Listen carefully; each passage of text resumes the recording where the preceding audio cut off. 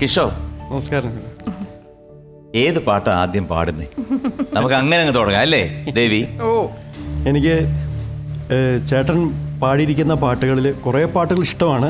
അതിൽ ഇഷ്ടപ്പെട്ട സ്ഥിരമായിട്ട് കേൾക്കുന്ന ലിസ്റ്റിലുള്ളൊരു പാട്ട് പൊന്മുരളിയൂതും കാറ്റിൽ ഈണമലിയും പോലെ പഞ്ചമം തേടും കുയിലിൻ താളമിയലും പോലെ കനവിലൊഴുകാം ഭാവമായി ആരുമറിയാതെ തം തനനത്താനാരോ തം തനനത്താനാരോ തം തനനത്താനാരോ തം തനനത്താനാരോ. ദേവിയായിട്ടുള്ള സംഭവ ബഹുലമായ ആ കൂടിക്കാഴ്ച എങ്ങനെയായിരുന്നു? അത് വലിയൊരു അത് ഒരു എപ്പിസോഡ് തീരും ഒരു സംഭവമാണ്. അതായത് ദേവി അല്ല അത് ആദ്യം വേറൊരു കാര്യം പറഞ്ഞോട്ടെ. കിഷോർ എപ്പോഴെങ്കിലും ചേട്ടനെ കാണുമ്പോൾ പറയാനിരിക്കേണ്ട ഒരു കാര്യമാണ്. അത് ഞാനിപ്പോൾ ഓർമ്മിപ്പിക്കുകയാണ്. ആദ്യമായിട്ട് ഒരു ടെലിവിഷൻ ഷോയിൽ കിഷോർ പങ്കെടുക്കുന്നത് ചേട്ടന്റെ പ്രോഗ്രാമിലാണ്, വോയിസ് ഓഫ് ദ വീക്ക്. എത്ര ചേട്ടനും രാധിക ചേച്ചിയും തുടക്കത്തിൽ ഏഷ്യാനെറ്റിന് അതെ ഏഷ്യാനെറ്റ് തുടങ്ങുന്ന ദിവസം എനിക്ക് തോന്നുന്നു കേരളത്തിലെ ആദ്യത്തെ reality show voice of the week. അതെ അതെ, അതിലായിരുന്നു ആദ്യം. അത് കണ്ടസ്റ്റന്റ് ആയിട്ട് വന്നു. അതെ അതെ, അതിൽ കണ്ടസ്റ്റന്റ് ആയിട്ട് വന്നു. ആ എപ്പിസോഡിൽ എല്ലാവർക്കും ഫസ്റ്റും ആയിരുന്നു. ആരൊക്കെയായിരുന്നു? വിധു ഉണ്ടായിരുന്നു, വിധു പ്രതാപ്. ഞാനുണ്ടായിരുന്നു, അഖില ആണെന്നുള്ള ശബനം. ഞങ്ങൾ 4 പേരായിരുന്നു. എനിക്ക് ഓർമ്മയുണ്ട് കേട്ടോ, എനിക്ക് ഓർമ്മയുണ്ട്. കാരണം വിധു പ്രതാപ് ഇങ്ങനെ ഒരു വിധു ഒന്ന് വളരെ എല്ലാരും പിള്ളേര് സെറ്റാണ്. വിധുവിന്റെ അച്ഛൻ കൂടെ വരും. അതെ അതെ, എന്റെ അച്ഛനും കൂടെ ഉണ്ടായിരുന്നു. ഞാൻ ശരിക്കും വോയിസ് ഓഫ് ദ വീക്ക് എന്ന പ്രോഗ്രാമില് അപ്ലൈ ചെയ്യുന്നത് തന്നെ MG ശ്രീകുമാർ എന്ന ഗായകനെ കാണാനാണ്. അപ്പൊ അങ്ങനെ ഒരു നിമിത്തം. പിന്നെ ഈ കല്യാണത്തിന്റെ നിമിത്തവും ഞാൻ തന്നെയാണ്. ചേട്ടന്റെ ഒരു പാട്ടാണ്. ഞാൻ വല്ലാത്തൊരുത്തനാണല്ലോ.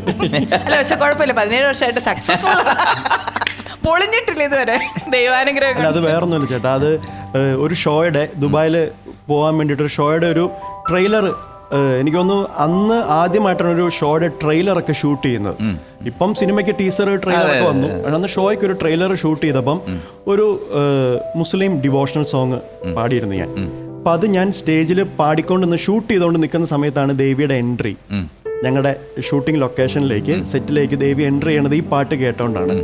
അത് കാസറ്റ്, ഒരു ഓഡിയോ കാസറ്റിന് വേണ്ടിയിട്ട് മോഹൻ സിത്താര സാറാണ് മ്യൂസിക് ചെയ്തിരിക്കുന്നത്.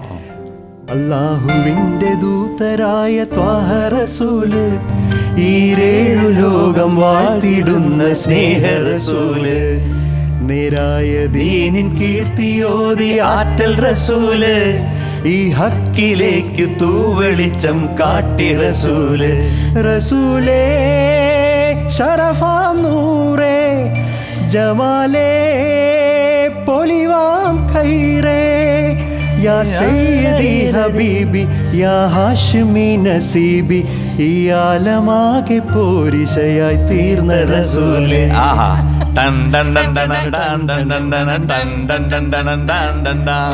ഈ പാട്ട് നടക്കുമ്പോഴാണ് ഞാൻ ആദ്യമായിട്ട് കിഷോറിനെ കാണുന്നത്. ഫസ്റ്റ് കാര്യം അന്ന് MG ശ്രീകുമാർ എന്ന് പറഞ്ഞൊരു ഡൈ ഹാർഡ് ഫാൻ എന്ന് പറഞ്ഞാൽ അതിലപ്പുറമായിരുന്നു. അപ്പൊ ഇത് എങ്ങനെയാണ് നിങ്ങളുടെ ഈ അപ്പം ഇങ്ങനെ കണ്ടു. അപ്പൊ എൻ്റെ അടുത്ത് പറഞ്ഞത് ഞങ്ങളുടെ സിംഗറാണ് കിഷോർ വർമ്മ. ശരി നമസ്തേ, അങ്ങനെയൊക്കെ പരിചയപ്പെട്ടു. ഞങ്ങൾ ആ ഷോയ്ക്ക് പോയി, മാർജിൻ ഫ്രീ. ഞാൻ ചേട്ടനോട് പറഞ്ഞല്ലോ, മാർജിൻ ഫ്രീ കോമഡി ഷോ എന്ന്. സത്യം പറഞ്ഞാൽ ആ ഷോയിൽ ഞങ്ങൾ ചുരുക്കം വഴക്കിടാൻ മാത്രമേ സംസാരിക്കാറുള്ളൂ. ഇവര് ഭയങ്കര ശ്രുതിയൊക്കെ പിടിച്ച് പുറകിലൊക്കെ എന്നൊക്കെ പറയുമ്പോൾ നമ്മൾ എന്നൊക്കെ പറയുമ്പോൾ എന്തുവാടോ ഒരു മര്യാദയില്ലേ എന്ന് അതൊക്കെയൊക്കെ എന്തെന്നത് അങ്ങനെയാണ്. പിന്നെ അതുപോലെ ഷേക്ക് ഹാൻഡ് തരുന്നത്, അത് ഞാൻ എപ്പോഴും പറയുന്ന ഒരു കാര്യമാണ്. നമ്മൾ ഷോ ഒക്കെ കഴിഞ്ഞ് പ്രാർത്ഥിച്ചൊക്കെ ഇരിക്കുമ്പോൾ പൊളിക്ക് മുത്തുന്നത്. അങ്ങനെ നമ്മൾ ഭയങ്കര കോൺഫിഡൻസിലല്ലേ ഷേക്ക് ഹാൻഡ് തന്നെ. ഞാൻ പറഞ്ഞു എനിക്ക് കുഷ്ടമൊന്നുമില്ല, മര്യാദ ഷേക്ക് ഹാൻഡ്. അങ്ങനെ എല്ലാ കാര്യത്തിലും ഞങ്ങൾ വഴക്കായിരുന്നു. വഴക്ക് മൊത്തം ഇങ്ങനത്തെ ഒരു ചെറിയ ചെറിയ ഈശാഘോഷമൊക്കെ ഉണ്ടായിരുന്നു. പിന്നെ എന്നാണ് 2 months അത് കഴിഞ്ഞിട്ട് US ഷോ പോയി. അവിടെ വെച്ചിട്ടാണ് ശരിക്കും ലവ് ഇൻ ടോക്കിയോ എന്നൊക്കെ പറഞ്ഞ പോലെ ലവ് ഇൻ അമേരിക്ക. അമേരിക്കയിൽ എവിടെ വെച്ചിട്ടായിരുന്നു? ജംഗ്ഷനിലാണോ അതോ? അല്ല, യോങ്കേഴ്സ് എന്ന് പറഞ്ഞ സ്ഥലത്താണ്. യോങ്കേഴ്സ്. അത് പറയാൻ പാടായതുകൊണ്ട് വണ്ടംമേട് എന്നാണ് പറഞ്ഞുകൊണ്ടിരുന്നത്. നമുക്ക് ഇപ്പോഴാണ് ആ സ്ഥലങ്ങളൊക്കെ നമുക്ക് മനസ്സിലായത്. ആദ്യമൊക്കെ പോകുമ്പോഴത്തേക്കും ഇത്ര നീളമുള്ള പേരൊക്കെ ഒന്നും നടക്കില്ല. നമ്മളിപ്പോൾ ഭയങ്കര പ്രകൃതി രമണീയമായ ഒരു സ്ഥലമാണ് നമ്മുടെ വണ്ടംമേട് എന്ന് പറഞ്ഞു. അവിടെ സത്യം പറഞ്ഞാൽ നമുക്കപ്പോൾ വീക്കെൻഡ്സ് മാത്രമല്ലേ കേട്ടോ ഷോ നടക്കുന്നത്. അപ്പം ബാക്കിയുള്ള സമയങ്ങളൊക്കെ ഞങ്ങൾ ഒരു വില്ലയിലാണ്. ആ വില്ലയിൽ കിഷോർ രാവിലെ എണീറ്റ് സാധകമൊക്കെ ചെയ്യുന്ന ആളാണ്. അപ്പം പ്രോഗ്രാം ബാക്കി എല്ലാവരും ഈ പ്രോഗ്രാമിൻ്റെ ഹാങ് ഓവറിലൊക്കെ പതുക്കെ. അപ്പം എൻ്റെ കൂടെ അച്ഛനാണ് വന്നിരിക്കുന്നത്. അപ്പം ഞാനും അത്യാവശ്യം രാവിലെയൊക്കെ എണീക്കും. അപ്പം ഇദ്ദേഹം വന്നിട്ട് പറഞ്ഞു, വിരോധമില്ലെങ്കിൽ ഒരു കാപ്പി ഇട്ട് തരാൻ പറ്റും. അപ്പം കെറ്റിൽ സംഭവം ബ്രെഡ് ജാം എല്ലാം കുക്ക് ചെയ്യാനുള്ള എല്ലാ സൗകര്യങ്ങളും എല്ലാ വില്ലയിലുണ്ട്. അവിടെ തുടങ്ങി ഒരു കാപ്പിയിൽ തുടങ്ങി. പിന്നെ ചേട്ടാ നിസ്സാര ഒരു കാപ്പി. ഒരു 5 രൂപയുടെ ക്ലാർനെറ്റ് ഒന്ന് വായിച്ചേടേ. ക്ലാർനെറ്റ് അല്ല,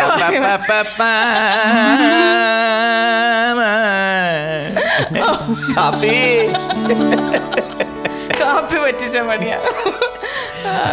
എന്തായാലും ഈ 17 വർഷം സന്തോഷമായിട്ട് പോകുന്നുണ്ടല്ലോ, അത് തന്നെ വലുത്. ഓക്കെ, കിഷോറിനെ ഡോക്ടറായിട്ടാണോ അതൊരു പാട്ടുകാരനായിട്ടോ കാണാനായിരുന്നോ അച്ഛൻ്റെ ആഗ്രഹം? പാട്ടുകാരനായിരുന്നു, ഒരു സംശയമില്ല. അതിനൊരു റീസൺ എന്ന് പറഞ്ഞാൽ അച്ഛൻ ശരിക്കും പഠിത്തത്തിൽ ഭയങ്കര ബ്രില്യൻ സ്റ്റുഡൻ്റ് ഒന്നും ആയിരുന്നില്ല. പക്ഷെ എന്നാൽ പോലും അച്ഛൻ പറയുന്ന ഒരു കാര്യം, പാട്ട് പാടുക അല്ലെങ്കിൽ ഇങ്ങനൊരു കല നമുക്ക് സ്വന്തമായി കിട്ടുക എന്ന് പറയുന്നത് അങ്ങനെ അത്ര എളുപ്പം കിട്ടുന്ന ഒരു കാര്യമല്ല. ഇപ്പം അച്ഛൻ പറയണത് കുറച്ച് കാണാതെ പഠിച്ച് എഞ്ചിനീയറും ഡോക്ടറും ഒക്കെ ആവാടാ എന്നോട് പറഞ്ഞിട്ടുണ്ട്. അച്ഛൻ ഓപ്പണായിട്ട് പറഞ്ഞിട്ടുണ്ട്. അതൊക്കെ ആവാം, അതൊന്നും കുഴപ്പമില്ല. പക്ഷേ ഞങ്ങളെ പോലെയുള്ള ആൾക്കാർ ഇത്രയും സ്ട്രെസ്ഡ് ആയിട്ടുള്ളൊരു ലൈഫ് ഇങ്ങനെ മുന്നോട്ട് പോകുമ്പോൾ നിങ്ങളെ പോലുള്ളവരല്ലേ ഞങ്ങൾക്ക് സമാധാനം തരേണ്ടത്. അപ്പോൾ നിങ്ങളല്ലേ ഏറ്റവും കൂടുതൽ വേണ്ടത്. അതിൽ ഏറ്റവും വലിയ ഒരു കോൺട്രഡിക്ഷൻ എന്ന് പറഞ്ഞാൽ എൻ്റെ അച്ഛൻ എന്നെ പാട്ടുകാരിയാക്കണമെന്നായിരുന്നു ആഗ്രഹം. പാടുവോ? പാടും. കേട്ടായിരുന്ന കണ്ടായിരുന്ന എക്സ്പ്രഷൻ? ഇല്ലല്ലേ? ഞാൻ ടെലികാസ്റ്റ് കണ്ടോ. പാട്ട് പാടുവോ എന്ന് ചോദിച്ചാൽ ഞാൻ പറഞ്ഞു പാട്ട് പാടുവോ എന്ന് ചോദിച്ചു. നേരത്തെ കാണിച്ചില്ലേ നവരസം? മൊത്തം വന്ന് ഇല്ല, മൊത്തം വന്ന് പാടുപെടും. അല്ല, അച്ഛന് ഭയങ്കര ഇഷ്ടമായിരുന്നു പാട്ട് പാടുന്നവരോട് വലിയ. എനിക്കും അതെ കേട്ടോ, പാട്ടുകാരൻ. പക്ഷെ എന്തായാലും ഒരു പാട്ടുകാരനും ഒരു നർത്തകിയും അത് നന്നായി. കാരണം രണ്ടും പാട്ടുകാരായിരുന്നെങ്കിൽ കോമ്പറ്റീഷൻ വന്നേനെ. പിന്നെ അവിടെ അടിയും ബഹളമായിട്ട് പിന്നെ ഗപ്പൊന്നും കിട്ടില്ല. കാരണം വീട്ടിലാരെങ്കിലും ബുക്ക് ചെയ്യാൻ വരുമ്പോഴത്തേക്ക് എന്നെയാണോ സത്യം, മനസ്സിലായോ? അല്ല, ഇതിപ്പോ പാക്കേജ് ആയിട്ടാ, അതുകൊണ്ട് രക്ഷപ്പെട്ടു.